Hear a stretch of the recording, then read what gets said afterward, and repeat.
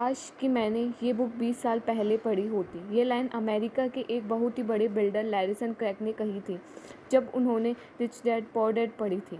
वक्त ऐसा बीत जाता है और हम काश में फंसे रह जाते हैं।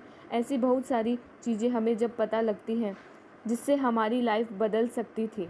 हमें कुछ सीखने को मिल सकता था, हमें तरक्की करने को मिल सकता था, पर वक्त बीत चुका होता है और बस रह जाता है तो यह एक काश। काश कि मैंने ये कर लिया होता। हेलो, मैं हूँ मेघा कुमावत और आज हम चर्चा कर रहे हैं रॉबर्ट कियोसाकी की book rich dad poor dad पर। इस बुक में रॉबर्ट कियोसाकी ने दो पिताओं का रेफरेंस लिया है। एक जो रिच डैड थे जिनके पास बहुत पैसा था, एक जो पुअर डैड थे। रॉबर्ट कियोसाकी अपने दोनों पिता को बराबर का सम्मान देते थे और उनके जो दोनों पिता थे वो भी उन्हें उतना ही प्यार करते थे।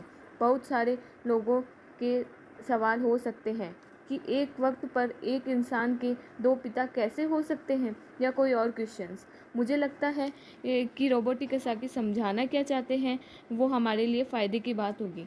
हो सकता है उन्होंने ऐसा मान लिया हो, या हो सकता है उन्होंने अपने मन को पुअर डैड और अपने दिमाग को रिच डैड कहा हो, या ये भी हो सकता है कि एक डैड उनके रहे हों और दूसरे डैड उनके किसी दोस्त के। कुछ भी हो सकता है। इम्पॉर्टेंट ये नहीं है कि जो ये कहानी है या काल्पनिक है। असल बात यह है कि रॉबर्ट कियोसाकी हमें समझाना क्या चाहते हैं, हमें बताना क्या चाहते हैं। चलिए मान लेते हैं कि रॉबर्ट कियोसाकी के दो पिता थे और उनमें से एक बहुत अमीर थे और एक बहुत गरीब थे।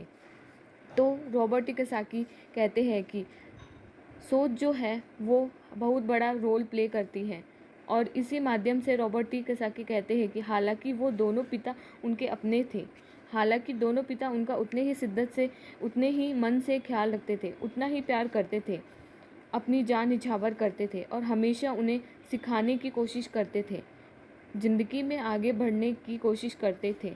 पर ऐसा क्या था कि उनके एक पिता अमीर थे और एक पिता गरीब थे?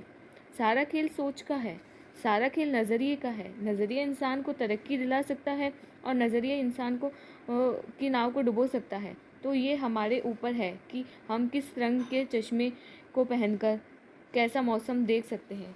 किसी शायर ने क्या खूब कहा है कि जैसा दर्द हो वैसा मंजर होता है। अरे, मौसम तो इंसान के अंदर होता है और उसी अंदर के मौसम को हमेशा बनाए रखने के लिए हमें अपने आप को पॉजिटिव रखते हुए, अपना नज़रिया सकारात्मक रखते हुए अगर हम आगे सोचें तो कुछ अच्छा तो ज़रूर होगा। चलो, बातें तो और भी है, सुनते रहिए।